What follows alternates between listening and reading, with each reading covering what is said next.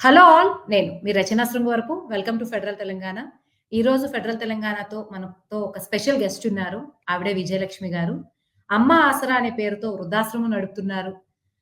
ఈ వృద్ధాశ్రమంలో ఇది 2017లో ఐదుగురితో స్టార్ట్ అయింది. ఇప్పుడు 65 మందితో ఉంది. ముఖ్యంగా రోడ్డు మీద ఎవరైతే నిరాదరణకు గురై అలా ఉంటారో, సరైన క్లోతింగ్ గాని, ఫుడ్ గాని ఏమీ దొరక్క అనాథల్లా ఉంటారో వాళ్ళని, అలాగే ఎవరికైతే లాస్ట్ స్టేజ్‌లో డిసీజెస్ గాని, ఇవి గాని వచ్చి పిల్లలు వదిలేస్తారో, వాళ్ళని అందరికీ కూడా ఈ అమ్మ ఆసరా నిజంగానే ఆసరా ఇస్తూ ఉంది. దీంతో పాటు విజయలక్ష్మి గారు తన తండ్రి నుంచి ప్రేరణ పొంది ఇది స్టార్ట్ చేశారు. కొందరు ఇద్దరు పిల్లల్ని అడాప్ట్ చేసుకున్నారు. 15 మంది పిల్లల్ని చదివిస్తున్నారు కూడా. సో, ఈ ఆశయానికి అంకురార్పణ ఎలా జరిగింది? ఫస్ట్ ఈ స్టేజెస్‌లో ఆవిడ ఎదుర్కొన్న కష్టాలు, ఒక వుమెన్‌గా దీని విజయాన్ని సాధించడానికి ఆవిడ జర్నీ ఎంతో మంది వుమెన్‌కి ఇన్‌స్పిరేషన్ కాబట్టి, ఈరోజు విజయలక్ష్మి గారితో, కస్తూరి విజయలక్ష్మి గారితో స్పెషల్ ఇంటర్వ్యూ. విజయలక్ష్మి గారు, వెల్కమ్ టు ఫెడరల్ తెలంగాణ. ఎలా ఉన్నారు? బాగున్నాం మేడం. నమస్కారం అండి. నమస్తే మ్యామ్. సో, విజయలక్ష్మి గారు చెప్పండి. ఇప్పుడు అమ్మ ఆసరా ఎలా ఉంది? మీకు ఎటువంటి ఫీలింగ్ ఇస్తూ ఉంది ఈరోజు? ఆహా!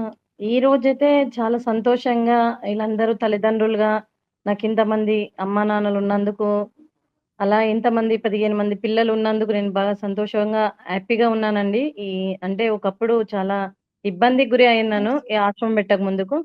అంటే మానసికంగా చాలా డిప్రెషన్‌లో ఉండేదాన్ని.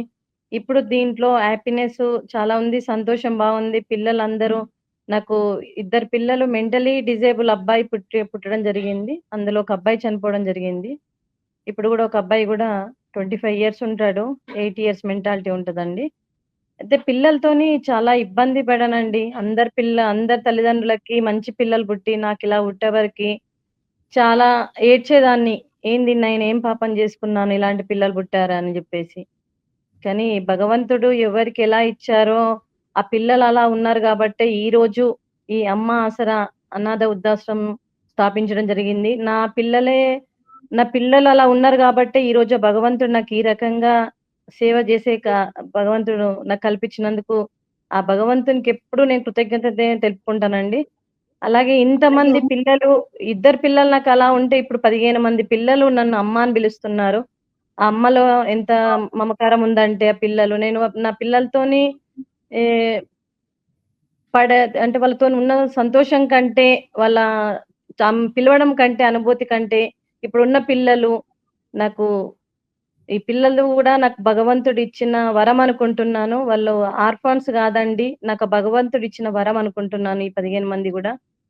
ఇంకా సో, 65 విజయలక్ష్మి మంది. గారు, చెప్పండి. మనం సారీ టు ఇంటరప్ట్. అసలు ముందు మీ ఫ్యామిలీ బ్యాక్‌గ్రౌండ్ చెప్పండి. బిఫోర్ మ్యారేజ్ మీరెలా ఉండేవాళ్ళు? అంటే ఇంత పెద్ద డెసిషన్ తీసుకోవడం అన్నది నాన్న సడెన్‌గా జరిగిపోదు. మొత్తం ఆ జర్నీ. నాన్నగారు ఎంఈఓ చేశాడండి. ఒక మ్యాథ్స్ టీచర్‌గా. తర్వాత ఎంఈఓ గూడా చేశారు. మా నాన్నగారికి మేము ముగ్గురం ఆడపిల్లలమండి. ఒక అన్నయ్య. మా ముగ్గురు ఆడపిల్లల్ని గూడా ఒక ఆడపిల్లల్లాగా గాకుండా ఆ కాలంలోనే మాకు ఒక మగపిల్లల్లాగా పెంచి ప్రతి దాంట్లో అన్నీ ఇవ్వాలన్న ఉద్దేశం మీద మాకు అన్ని రకాలుగా విద్య అభ్యసించి, అలాగే అన్ని రకాలుగా సహాయ సహకారాలందిస్తూ, మా నాన్నగారు ప్రతి దాంట్లో స్ఫూర్తినిస్తూ, ప్రతి దాంట్లో ధైర్యాన్నిచ్చు, ఎప్పుడు ముందడుగెయ్యాలి, ఒక 4 అడుగులు వెనకకు పడ్డా గానీ, కష్టాలొచ్చినా గానీ దాన్ని సాధించాలి. ఎప్పుడు ఇంకో 10 అడుగులు ముందుకేయడానికే ప్రయత్నం చేయాలి గానీ, అక్కడ ఆగిపోవద్దనే ఉద్దేశం మీద నాన్నగారు మమ్మల్ని ఆ కష్టాలలో పెంచి గూడా మాకు ఆయన ధైర్యాన్ని, ఆయన స్ఫూర్తిని మాకు ఇంతమందికి స్ఫూర్తినిచ్చేటట్టు జేశారు. ఎందుకంటే నేను గూడా మా అమ్మగారి పేరు సువర్ణ అండి. మా నాన్నగారి పేరు అమరలింగం సార్ టీచర్‌గా. వాళ్ళిద్దరి కడుపున పుట్టినందుకు గూడా నేను గూడా మా తల్లిదండ్రులకు గూడా ఎంతో కృతజ్ఞత తెలుపుతున్నాను. ఎందుకంటే ఇప్పుడు మా తండ్రి గారు లేరు, చనిపోయారు.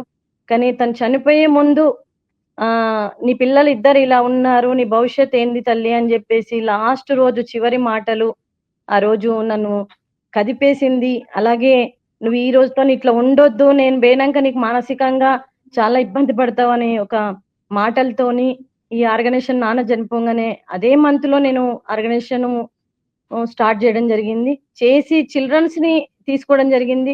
చిల్డ్రన్స్‌ని నేను చేస్తుంటే నాకు అందులో తృప్తినియ్యలేదండి. కాకపోతే రోడ్ సైడ్ ఎంతోమంది ఆడపిల్లలు బట్టలు లేకుండా, మానసిక స్థితి బాలేక బ్రిడ్జిల కింద రైల్వే స్టేషన్‌లో పంటి వాళ్ళు 4 చేతులు 5 ఏళ్ళు నోట్లోకి పోలేని పరిస్థితిలో ఉన్నప్పుడు ఒక్కొక్కరిని ఒక ఐదుగురితో స్టార్ట్ జేసి ఈరోజు 65 మంది తల్లిదండ్రులను నా దగ్గరికి వచ్చినందుకు గూడా, నేను గూడా వాళ్ళ తల్లిదండ్రులందరికీ ఈరోజు వారికి గూడా పాదాభివందనం చేస్తూ, మరియు నా తల్లిదండ్రులకు గూడా నేను వాళ్ళ కడుపున పుట్టినందుకు వారికి పాదాభివందనం చేస్తూ, ఈరోజు ఇంత స్థితిలో, ఇంత ఉన్నత స్థానంలో నిల్చున్నందుకు కూడా నేను మా తండ్రి గారికి ధన్యవాదాలు తెలుపుతున్నానండి.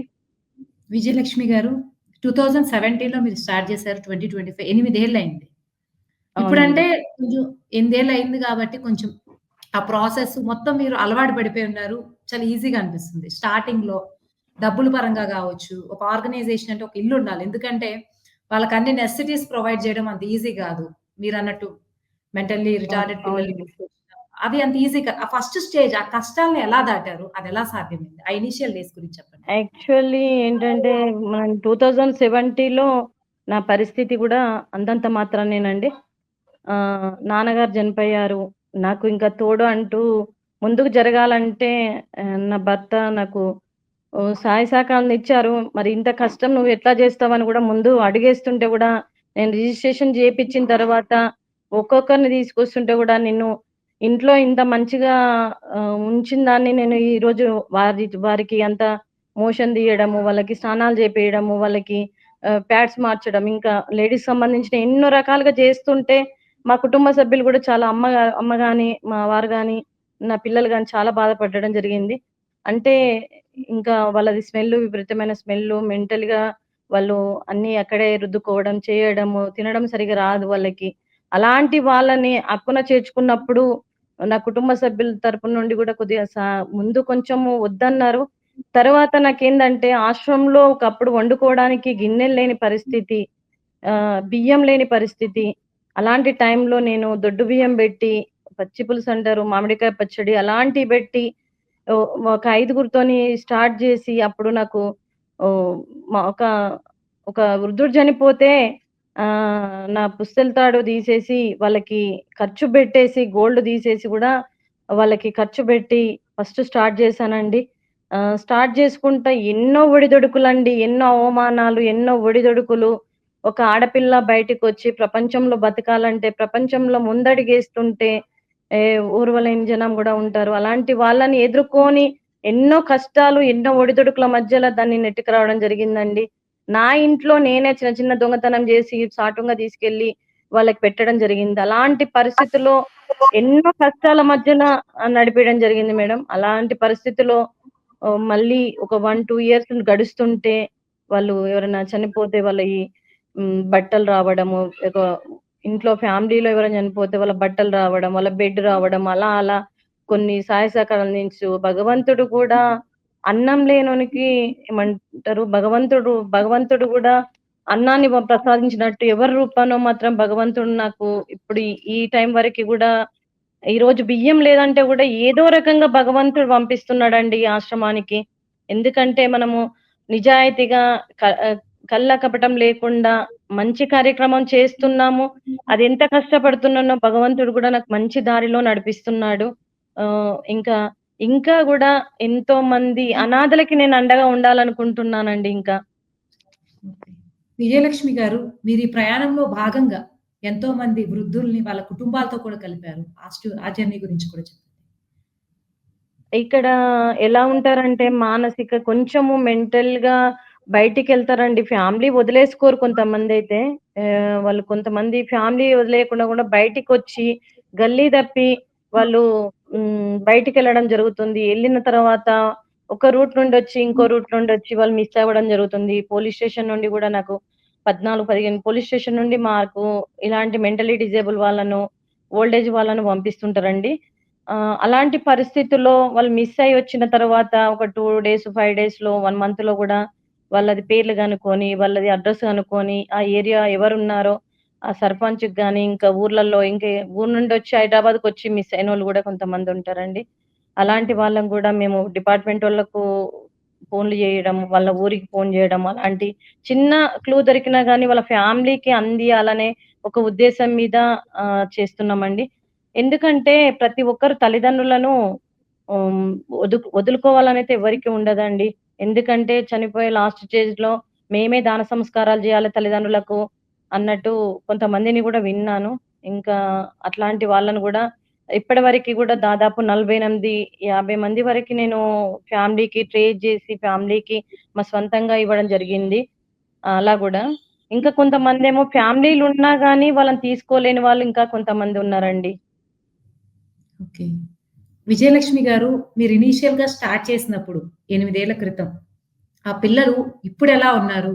వాళ్ళ ఫ్యూచర్ కోసం ఎలా ప్లాన్ చేస్తున్నారో చెప్పండి? పిల్లలు మా దగ్గరికి అంతా 5, 6 ఇయర్స్, 8 ఇయర్స్, 9 ఇయర్స్, 10 ఇయర్స్ వాళ్ళొచ్చారండి. కొంతమందేమో తల్లి చనిపోయి తండ్రి చూడలేని వాళ్ళు.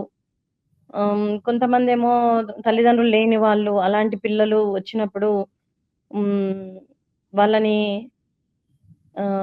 ముందుకు తీసుకోవడం జరిగింది. ఫస్ట్ స్టార్టింగ్‌లో తీసుకోవడం జరిగింది. తీసుకున్న తర్వాత నాకు కొంచెం ఒడిదుడుకులు రావడం జరిగింది. చాలా అంటే ఫీజులు కట్టడం అలాంటివి కొన్ని కష్టంగా అనిపిచ్చింది. వాళ్ళు ఇప్పుడు వాళ్ళు గంగాధర్ అనే అబ్బాయయితే మన దగ్గరకొచ్చి వాళ్ళమ్మ 7 ఇయర్స్ గాంధీలో చనిపోయినప్పుడు వాళ్ళ అమ్మకి అడుక్కొని అబ్బాయి వాళ్ళ అమ్మకి మెడిసిన్ తెచ్చి ఇయ్యడం జరిగింది. అలాంటి అబ్బాయిని నేను చేరదీసి ఆ రోజు వాళ్ళ అమ్మ డెడ్ బాడీ గూడా ఇవ్వమంటే గూడా బాబుకివ్వలేదండి. ఆ ఊరు సర్పంచ్‌ని తీసుకొచ్చి ఆ డెడ్ బాడీకి 30,000 ఖర్చు పెట్టేసి మేము డెడ్ బాడీ తీసుకొని ఆ అబ్బాయితోనే దాన సంస్కారాలు చేయించడం జరిగింది. ఇప్పుడు ఆ అబ్బాయి 14 ఏండ్లు ఉన్నాడండి. ఇప్పుడు వాడు గూడా ఇప్పుడు సెవెంత్ క్లాస్ చదువుతున్నాడు. ఇంకా దైవిక అనే అమ్మాయి. ఆమె గూడా ఇప్పుడు ఫస్ట్ క్లాస్ చదువుతున్నది. ఇంకా తల్లిదండ్రులు చనిపోయిన వీళ్ళ ఒక అమ్మాయి నైన్త్ చదువుతుంది. ఒక అమ్మాయి ఎయిత్ చదువుతుంది. ఇలా వాళ్ళకి ఎడ్యుకేషన్‌కి గూడా నేను మెయిన్ ఏందంటే పిల్లలకి ఒకటే గైడెన్స్ ఇస్తున్నానండి. మీకు మీరు నాకేమిస్తారంటే ఒక మంచి ఎడ్యుకేషన్ ఇవ్వండి. మీకోసం కాదు నా కోసం ఇవ్వండి. ఎందుకంటే మీరు బతకాలంటే ప్రపంచంలో బతకాలంటే ఎడ్యుకేషన్ ఒకటే ముఖ్యమండి. వాళ్ళకి చదువు లేకుండా బతకలేరు. అలాంటిది వాళ్ళని గూడా ఆహ్, మంచి గైడ్ జేసుకుంటా ఒకప్పుడు వాళ్ళకి తెలుగు ఒకటే ఇంగ్లీష్ రాదు అన్న వాళ్ళని గూడా కొంచెం కొంచెం వాళ్ళకు ఆహ్, అంటే భయపడకుండా వాళ్ళకి గైడెన్స్ ఇచ్చుకుంటా ఈరోజు మంచి పొజిషన్‌లో ఉన్నారండి. స్కూల్‌లో, క్లాస్‌లో first class, second class, over sixth rank అట్లాంటి ర్యాంక్ ఉన్న వాళ్ళు గూడా ఉన్నారు. ఒక ఇద్దరు ముగ్గురైతే నార్మల్ స్టడీలోనే ఉన్నారండి వాళ్ళైతే. విజయలక్ష్మి గారు మీరు వెబ్‌సైట్‌లో మీతో పాటు ఇంకొకరి పేరు సోదర సమాలని రాసారు. వారి గురించి అవునండి. చెప్పండి. ఎలా సార్ మీ అన్నయ్య, తమ్ముడు చి సో, మా చెప్పండి. బ్రదర్ అంటే కాదండి. తను మనకి స్టార్టింగ్‌లో తను శివారెడ్డి అని మనకు దగ్గర నేను బట్టల షాప్ రన్ చేస్తున్న టైంలో మనకి పరిచయం అతను. నేను జేసే వర్క్ జూసి తను గూడా ఫార్మసీ జేసి జాబే వదులుకొని ఈ ఆర్గనైజేషన్ కోసం నాతో సమానంగా తను గూడా వర్క్ జేసుకుంటూ హ్మ్. నా నా నా కష్టాలలో తోడవుతూ అట్లా శివ ఇంకా బాలు కొంతమంది ఒక 5 మెంబర్స్ వరకి నాకు సపోర్ట్‌గా ఉంటూ ఏది ఒకరు జేయాలంటే కాదు మేడం. అందులో ఒక 5, 6 మెంబర్స్ నాకు సపోర్ట్‌గా ఉంటూ నాకు ఈరోజు వాళ్ళందరూ ఒక తమ్ముళ్ళు నన్ను ఆహ్, నా పక్క ధైర్యాన్నిచ్చి వాళ్ళు ముందుకు జరగడం జరిగిందండి. ఎందుకంటే ఎన్నో కేసులు నైట్ టైమ్‌లో చాలా ఇబ్బంది పడుతుంటే గూడా పోలీస్ వాళ్ళు కాల్ చేస్తే గూడా మేమెళ్ళాలంటే ఇలాంటి వాళ్ళని తీసుకొని నేనెళ్ళేవాళ్ళను. ఈ శివారెడ్డి అలాంటి టైంలో నాకు చాలా హెల్ప్ చేసాడండి. ఈ ఆర్గనైజేషన్ నిలదొక్కుకోవాలంటే గూడా వాళ్ళది గూడా సపోర్ట్ చాలా ఉందండి. తను గూడా ఫ్యామిలీని పక్కన బెట్టి ఈ ఆర్గనైజేషన్ రన్ జేయాలంటే ఫ్యామిలీల కంటే సింగిల్‌గా హ్యాండిల్ చేస్తేనే మంచిగా చేయగలుగుతాం మేడం. కాకపోతే ఏందంటే ఫ్యామిలీలుండి ఫ్యామిలీని లెవెల్‌గా జూసుకోవాలి. ఇటు ఆశ్రమాన్ని చూడాలంటే కొంచెం హ్మ్. ఏమంటారు గొడవలు గూడా ఉంటవి. అలాంటివి గూడా ఫ్యామిలీలో అన్నీ చెప్పుకుంటూ మనము ప్రపం ప్రజలకి సేవ జేయాలన్న ఒక ఉద్దేశం మీద గూడా అలా గూడా ముందుకు రావడం జరిగింది. శివ గాని, నేను గాని అలానే మా దాంట్లో 5 మెంబర్స్ అలానే అంతా హ్యాండిల్ జేసుకుంటా, ఇంట్లో ఫ్యామిలీకి జెప్పుకుంటా మేము వర్క్ జేసుకుంటా రావడం జరిగింది మేడం. విజయలక్ష్మి గారు ఇంకొక విషయం చెప్పండి. ఈ ఆశ్రమం స్టార్ట్ చేయకముందు మీరేం చేసేవాళ్ళు? మీ లైఫ్ ఎలా ఉండేది? జాబ్ ఏమన్నా నాది చేసేవాళ్ళా? మెడికలు మెడికల్ షాప్ ఉండేదండి. మెడికల్ షాప్ రన్ జేశాను. ఒక 15 ఇయర్స్. వావ్! ఆహ్, భువనగిరిలో. మా అబ్బాయి మెంటలీ డిజేబుల్ అబ్బాయి ఉన్నాడు గాబట్టి, అబ్బాయికి స్కూల్స్ ఆ ఏరియాలో లేవు. స్పెషల్ ఎడ్యుకేషన్ స్కూల్స్ గావాలంటే, వాళ్ళకి ఎడ్యుకేషన్ గావాలంటే ఇక్కడికి ఉప్పల్‌కి షిఫ్ట్ అవ్వడం జరిగిందండి. దాంతోని బాబు అలా ఉంటుంటే ఇంగ స్కూల్‌కెళ్తా ఉంటే మనకి అలా షాపులు గూడా క్లోజ్ జేసేసుకొనొచ్చి, బాబు గురించి పిల్లల గురించి నేను చాలా అన్నిటికి వదిలేసుకున్నానండి. ఎన్నో ఎన్నో రకాలుగా నా పిల్లలు ముఖ్యం అనుకోని గూడా బిజినెస్‌లన్నీ గూడా వదులుకున్నాను. సో, మీరు బేసికల్‌గానే ఒక ఎంటర్‌ప్రెన్యూర్. ఎన్నో బిజినెస్‌లు చేసున్నారు. అవును. మరి 2017 నుంచి ఇప్పటి వరకు మీకు ఎవరైనా దాతలు గాని, ఇంకా ఎవరి నుంచైనా ఫినాన్షియల్ సపోర్ట్ ఏమైనా అందిందా? ఇన్ని యాక్టివిటీస్ చేయడానికి? దాతలు ముందుకొచ్చారండి. మనకి జూలూరు పింటయ్య గారని హ్మ్. తను ఒక రిటైర్డ్ ఎంప్లాయీ. ఇంకా పిఎల్ఎన్ శర్మ గారని ఒకతను రిటైర్డ్ ఎంప్లాయీ అతను గూడా. అలా కొంతమంది సీనియర్ సిటిజన్స్ నాకు సపోర్ట్‌గా ఉండి నాకు నేను జేసే వర్క్‌లో వాళ్ళు గూడా భాగస్వామయ్యి నన్ను ముందుకు నడిపియడము. డోనర్స్ నుండి గూడా మన పెంటయ్య గారు రెగ్యులర్‌గా మనకు అన్నదానాల రూపాన అలా ఆహ్, ఇవ్వడం జరిగింది. కొంతమంది గ్రాసరీసు ఇలా కరెంట్ బిల్లులో, రెంట్‌లో ఇలా కొంతమంది కొన్ని ఎన్‌జీఓస్ గూడా ముందుకొచ్చి మనం జేసే వర్క్‌ని జూసి వాళ్ళు గూడా చాలా సపోర్ట్ ఇచ్చారండి. మీరు మీ అబ్బాయి ఇప్పుడెక్కడ? మీతో పాటు ఆశ్రమంలో ఉంటాడా? లేకపోతే ఇంట్లో ఎట్లా మేనేజ్ చేస్తారు? మీ అబ్బాయిని మీరెలా చూసుకుంటున్నారు? మా అబ్బాయిని గూడా ఇప్పుడేందంటే ఒక చిన్న పిల్లోడు ఎలా ఉండాలో అలా ఆహ్, చూసుకోవాల్సొస్తుందండి. అబ్బాయిని గూడా నేను ఆశ్రమంలో ఉంటే ఆశ్రమంలోనే, ఇంటికొస్తే ఇంటి దగ్గరనే పెట్టుకోవడం జరుగుతుంది. ఆ పిల్లల్ని ఇద్దరిని ఆహ్, గూడా హ్యాండిల్ జేసుకోవాల్సొస్తుంది. అబ్బాయి ఏందంటే వాడు స్నానం నేనే జేపియాలే, తినిపియడం కాంచేలి వాడికి ప్రతి హ్మ్, సపర్యలన్నీ దగ్గరుండి చూసుకోవాల్సొస్తుందండి అబ్బాయికి గూడా. కాకపోతే అదేం కష్టంగా అనిపిస్తలేదు. ఇష్టంతోని జేస్తున్నాను. నా అబ్బాయి అలా ఉన్నాడని గాదు. నేను పెద్దవాళ్ళకి గూడా అదే ఇష్టంతోని జేస్తున్నానండి. కాకపోతే ఏందంటే ఆహ్, నా దృష్టిలో మాత్రం ఓల్డ్ ఏజ్ హోమ్సే ఉండొద్దు మేడం. ఎందుకంటే ఈ తల్లిదండ్రులను వాళ్ళ పిల్లలు వదిలేయొద్దు. ఈ ఆశ్రమాలనేదే ఉండొద్దు. ఫ్యామిలీలంతా ఎంత సఫర్ అయితారనేదంటే, ఆశ్రమం వాసులు మా దగ్గరికొచ్చి, నా పిల్లలు ఉండి నన్ను కాదని వాళ్ళెవరో అని దోలిచ్చిపోతున్నారిక్కడ. సొంతం భార్యనే నా భర్త కాదని దొలిచిపోతున్నారు. ఇలాంటి వాళ్ళను ఒక వ్యాధిగ్రస్తులు కాంగానే వీళ్ళకి హెల్త్ సహకరించని టైంలో డబ్బులన్నీ తీసేసుకొని, వీళ్ళని రోడ్డు పైన వదిలేయడం జరుగుతుంది. అలాంటి వాళ్ళకి అసలు ఓల్డ్ ఏజ్ హోమ్సే ఉండొద్దండి. అనాథాశ్రమాలు అంటే ఎవ్వరు లేని వాళ్ళకే ఉండాలి. మనము ఈ ఓల్డ్ ఏజ్ హోమ్స్ అన్నీ ఈ ఇప్పుడు పిల్లలనేమో హాస్టల్‌లో పెట్టి చదివిపిస్తున్నాము. పెద్దవాళ్ళనేమో ఓల్డ్ ఏజ్ హోమ్‌లో బెట్టి నడిపిస్తున్నాము. వాళ్ళు మానసికంగా పెద్దవాళ్ళు గూడా శారీరకం సహకరించక, వాళ్ళు ఇంకా పిల్లలు పక్కన లేకుండా చాలా ఇబ్బందులు పడి ఏడ్చిన రోజులు గూడా ఉన్నాయండి. వాళ్ళను చెప్తుంటే గూడా మాకు గూడా చాలా బాధగా అనిపిస్తుంటది. అసలు తల్లిదండ్రులను ఎట్లా వదులుకోవాలనిపిస్తది. అలాంటి వాళ్ళకి గూడా మీలాంటివి ఛానెల్స్ గూడా అవేర్‌నెస్ ప్రోగ్రామ్స్ తీసుకొచ్చి, అసలు ప్రభుత్వం గూడా పబ్లిక్‌లోకి తీసుకెళ్ళి ఓల్డ్ ఏజ్ హోమ్సే ఉండొద్దనుకుంటా అనేది ఒక నా సంకల్పం అండి. ఆ సంకల్పం గూడా మీలాంటి ఛానెల్స్ అన్నీ ముందుకొచ్చి గూడా అవేర్‌నెస్ తీసుకురావాలనేది ఒక తప్పకుండా. ఉద్దేశం అండి. ఇంకొకటి మీ దగ్గర ఎవరైనా సరే వృద్ధులు లాక్‌డౌన్ డిసీజెస్‌తో వస్తే క్యాన్సర్ గాని ఏదన్నా పెద్ద రోగంతో వస్తే ట్రీట్‌మెంట్ చాలా కాస్ట్‌లీ అవుతది గదా! సో, ఇలాంటి సిట్యుయేషన్స్‌ని ఎలా హ్యాండిల్ జేస్తున్నారు? మా దగ్గర క్యాన్సర్ పేషెంట్లు, హెచ్ఐవి పేషెంట్లొస్తున్నారు, హార్ట్ పేషెంట్లొస్తున్నారు. ఇంకా ఫిట్స్ వచ్చేవాళ్ళు ఎక్కువ మంది ఉంటారండి. వీళ్ళు హ్మ్. చలికి బయట వెదర్‌లో ఉంటారు గాబట్టి, వాళ్ళకి ఫిట్స్ ఎక్కువొచ్చేవాళ్ళుంటారు. ఇప్పుడు కొన్ని సంస్థలు స్పర్శ్ అనేది క్యాన్సర్ పేషెంట్‌లకు ఒక స్పర్శ్ అనేది ఒక సంస్థ ఉందండి. మా హ్మ్. దగ్గర లాస్ట్ చివరి స్టేజ్‌లో ఉన్నప్పుడు ఆ స్పర్శ్‌కు పంపియడం జరుగుతుంది. మిగతాది గవర్నమెంట్ హాస్పిటల్స్ గూడా గాంధీ, ఉస్మానియా ఇవన్నీ గూడా మేము వాటికి గూడా మాకు కొంచెం స్పెషల్ సర్వీస్ వాళ్ళు గూడా ఇస్తున్నారండి. ఎందుకంటే హ్మ్. టెస్టులు చేయించాలంటే ఈరోజు ఒక పేషెంట్‌కు టెస్టులు చేయించాలంటే ఒక 10,000 మినిమమ్ 5,000 నుండి 10,000 టెస్టులకే అయితున్నాయండి. పెద్ద పెద్ద ప్రాబ్లమ్స్ వచ్చినప్పుడు వాళ్ళకి. అలాంటి వాళ్ళకి మేము గాంధీ, ఉస్మానియా ఇప్పుడు దాదాపు చాలా మందికి మేము దాదాపు 80 మందికి కూడా ఆపరేషన్స్ చేయించినవి గూడా ఉన్నాయండి. మనకు ఇంకా సత్యసాయి సమితి వాళ్ళ నుండి గూడా మనకి కళ్ళకు సంబంధించినవి ఆపరేషన్స్ దాదాపు మన దాంట్లో ఒక 40 మందికి జేశారు వాళ్ళు గూడా. ఓకే. ఇంకా అట్లాంటి ట్రస్ట్‌లను వాడుకుంటున్నాము.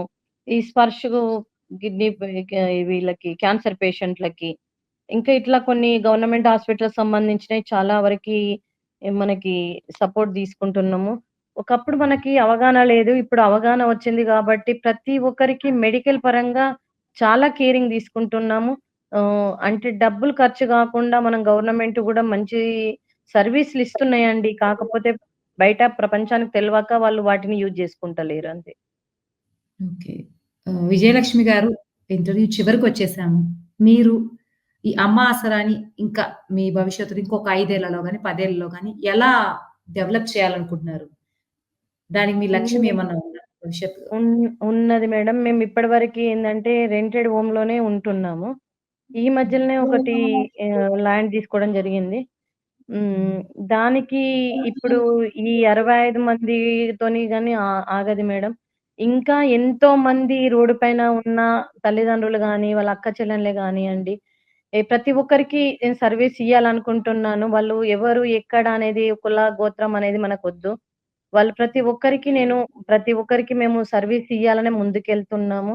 రేపు ఇంకా ఎంతో మందికి జెయ్యాలనే ఒక ఉద్దేశం మాకున్నది. ఇంకా చేస్తాం గూడా అండి. మేము ఇంకా గూడా చేయాలనుకుంటున్నాము. ఇంకా చేస్తాం. ఇప్పటివరకి గూడా నేను ఒక 39 అనాథ శవాలకి గూడా దాన సంస్కారాలు గూడా జేయడం జరిగింది. ఇంకా గూడా మేము ఎంతో మందికైనా సర్వీస్ ఇవ్వడానికి నేను ప్రీ ప్లాన్‌గా జేస్తున్నాను మేడం. ఒక 3, 4, 5 ఇయర్స్‌లో ఇంకా దీన్ని పబ్లిక్‌లోకి చాలా తీసుకెళ్తాము. తీసుకెళ్ళి ఎవ్వరు లేని వాళ్ళకి మేము సర్వీస్ ఇయ్యాలనుకుంటున్నాము. ఇంకా చేస్తాను. థాంక్ యూ విజయలక్ష్మి గారు.